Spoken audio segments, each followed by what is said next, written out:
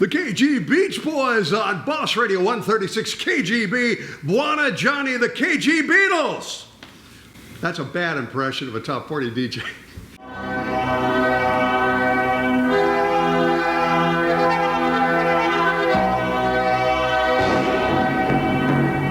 April 1st, 1972, San Diego, California.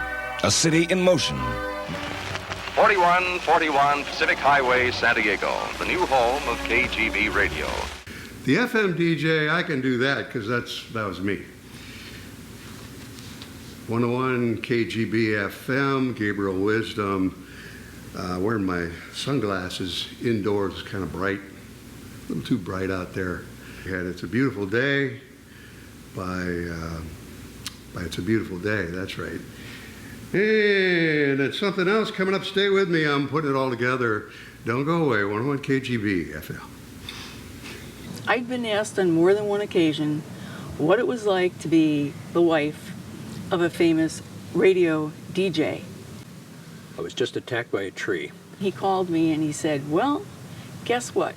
Starting tomorrow, I'm doing the morning show. 7:59 here on your Tuesday Hergon Breakfast Club. It means I have to be to work by 6 o'clock in the morning. I'm going, what?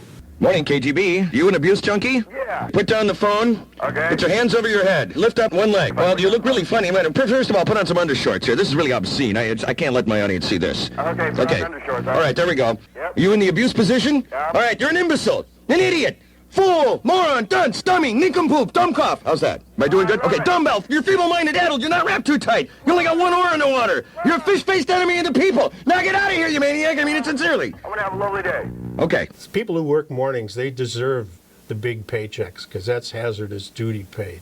There was a format clock. It was on the wall. It had darts in it. And he thought I was trustable and maybe kind of funny and could do my job. It would show up, which in radio is half the job. Can you show up? Somebody got fired and they put my girlfriend into mornings. Her name was Linda Miller, but we got married and then she became Linda McInnes, and she became very popular in the mornings. And I became real popular in the afternoons. And so you add it all up, I've been on KGB for 31 years now. My dad was at WHDH and WBZ in Boston in the 50s and 60s, and I went to work with him, and I realized my dad's not really working, so I'm going to do the same thing, following his footsteps and be in radio. The disc jockey brought the Beatles to your town. The disc jockey had the cool records, the concert tickets and all that. So stations popped up in 68, 67, 68, 69. Primarily those were in your big cities like San Francisco and in New York and LA and Chicago. KPRI, Capri by the Sea, playing easy listening music on their FM radio. So that became the first underground FM station in San Diego. I picked up the name OB Jetty. We garnered up people like Gabriel Wisdom and Fred Nurk and John Gilbert and Preacher Man and of course Ron Midag as Enor Gadam, who was a big help again in really making that station solid. And within a few months in 1968, we were 24 hours a day, free-form, FM, rock music all day long. I was a top 40 guy. I loved, the Monkees, Creedence, any top 40 thing. But in April of 72, KGB recycled into album rock. And I went along with them. And if you were into album rock, there were really only two choices. It was either KPRI or KGB. And the presentation on KGB is what sucked me in. I said, those guys have got it going on. Well, of course, we were all pretty stoned back then. So, I mean, they could have just played, Looney Tunes, and we go, hey, that's great.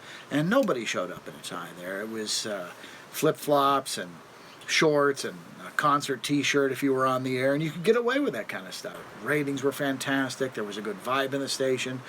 People were proud to work there. Both KGB AM and FM were being overseen by a guy named Ron Jacobs. And Ron was a fierce competitor. To cut the legs out from under KPRI, Jacobs hired away their entire air staff. I knew nothing about radio. I just knew I loved the energy and the vibe. I kept putting tapes together and sending them to the program director, Ted Edwards. I feel very fortunate that I've had this amazing career. I never take it for granted. KGB was down on Pacific Highway. Just behind the building was a Flophouse motel that was full of transvestite hookers. Those are some of my best friends, the No-Tell Motel. That's what we call And I it. remember going down there and interviewing for my job, and at the same time the Vice Squad showed up and was rousting these hookers out of the back of the motel. And the Browns decided to fork over the money to build a state-of-the-art broadcast facility for an AM and FM radio station in Kearney Mesa. Michael Brown and his father Willett owned KGB. Willett Brown, the old man, was a longtime broadcaster. At one point he owned the RKO radio network in the 40s. Mike Brown would come to visit. He'd pop in and say, "Hey, Jim, how you doing?" "Hi, Mike." You know, it was like a one-on-one. He really believed in letting the talent just do their things. You know, that's the best owner you could ask for. I was at KCR at San Diego State, which is a student-run radio station there. I started sending off a resume and an audition tape to KGB to see if I could, get my foot in the door. The gal there, who was the assistant PD, would listen to the tape and check out my resume, and then she would get back to me and go, "Well, I'm sorry, we really don't have anything for you at this time." And I really got the distinct impression that she didn't like me. And then I went into this radio management class in my final semester at San Diego State, and we had a guest speaker that day. His name was Rick Liebert, and he happened to be the program director of KGB. Rick recognized my voice during the class, and so afterwards he said to me, "Hey, why don't you come down to the station and let's have a meeting sometime?" Sure enough, that next week, went down there, marched into the station, and walked right past the gal who was the assistant PD and said, "Oh, hi, Val. I'm going to go have a meeting with Rick." And he offered me a job right then and there to start working on the weekends in the worst shift possible. Gabriel Wisdom here. Hey, Dr. Timothy Leary joins me this Saturday morning, 9 a.m., to play an hour of mind-altering rock and roll, the Joyful Wisdom Hour, 101 KGB FM. Yeah, I came here to the now-defunct KPRI in the summer of 1973 and moved over to KGB the following spring. I got a call from Mike Harrison, who was running the station. He said, oh, we pay our jocks a living wage. We'll give you $550 a month. And after a year, I was so certain that I was going to get fired that I took a resignation letter and slid it under the door of the program director, a door to which I did not have a key, so I was knowing that I was biting the poison pill. I knew that I was on a kamikaze mission. By sliding this thing under the door, I could not get it back. That's it, my fate was sealed. You do a lot of appearances, you do interviews, you've got to be professional, you've got to know your stuff, and it can be challenging. A lot of, issues with alcohol and drugs and all that stuff, because it's a different lifestyle for sure. You never feel secure in your job. As I always say, you're only as good as your last show. Help me, I have fallen and I can't get up. Sue Delaney with you as we do some free falling right now, rock and roll classics that really rock and roll right here from 101 KGB FM.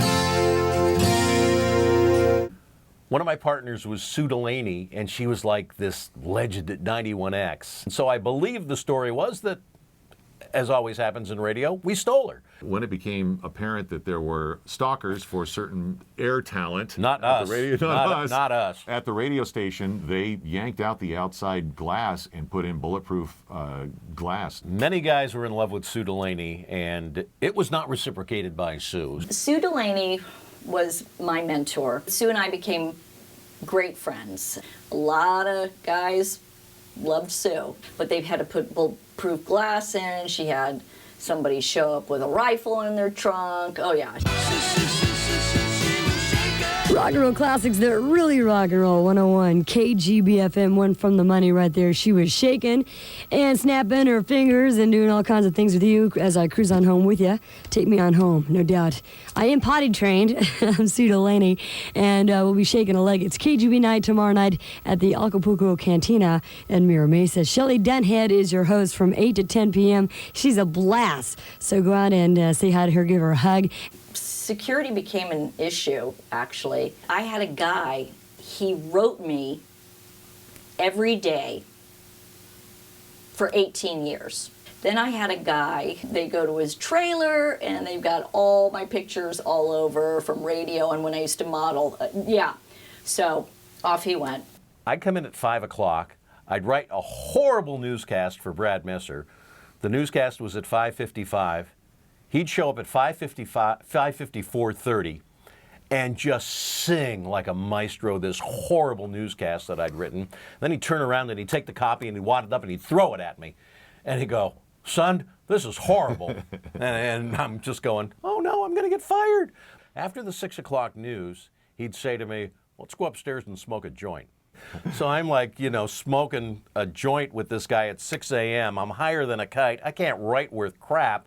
But so I taught that to the next person whom I hired. I said, "Son, let's go out." No, I'm just joking. I might be joking about that. I remember when Dave's daughter was born.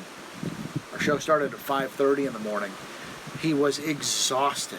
And he came in and he started the show with this great opening run, nice monologue, everything was fantastic, and we had a chat, and he said, "All right, we'll be back after this." And he started the spot block, and it was 4 minutes of spots, and Dave put his head down and rested for 3 minutes and 58 seconds without moving.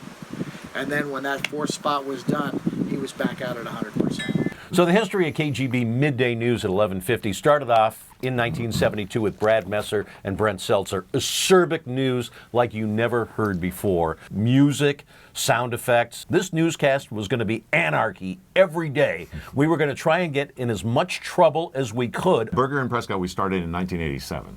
Anyways, we were pulling these insane shares that were the highest ratings of any station in the market. I was approached by management with Jeff to say, "Hey, why don't you move to mornings?" We got Jeff, and we got another guy that will come in and do sports named Cookie Chainsaw Randolph. Ladies and gentlemen, it's time now for us to down the official breakfast drink of the Berger and Prescott show. Yes, ladies and gentlemen, it's Jolt Cola with all the sugar and twice the caffeine. You know, Curly, a day without Jolt is like a day without sunshine, ladies and gentlemen. Go for it, Jeff.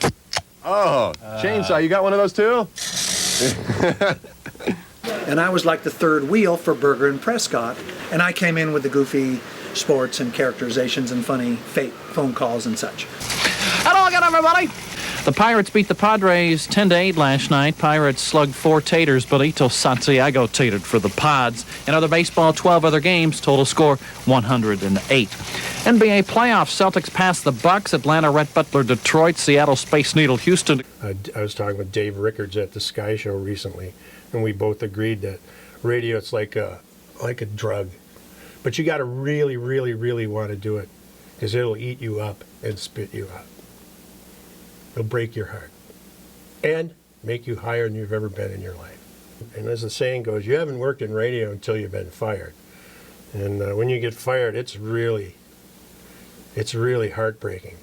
These jobs are few and far between, and it's nice work if you can get it, and it's even better work if you can keep it. Yeah, a lot of them get on the crazy train and ride it right into oblivion. Yeah. Some well-known KGB jocks are gone now. They passed away through self-indulgence and other things, suicide. John Leslie, I think, personally speaking, is the greatest natural on-air talent that I've ever heard. His voice and presence on the radio was like a warm, comfortable chair. I was doing afternoons and they called me on the air to tell me that they had found him, and I just went into my boss and I'm like, you know what, I gotta go. It was driving rain and I pulled over to the emergency lane because I couldn't see because I was crying so hard. And Emerson, Lake and Palmer's Lucky Man came on and I just lost it. I miss him and Sue so much. Sorry. In every town and city across this great country of ours, radio stations built their buildings, fired up their tubes, erected their giant towers, and filled the airwaves like so many corks in a sea of sound. Thousands of stations with millions of hours to fill had nothing to sell but that most elusive of all commodities, time itself.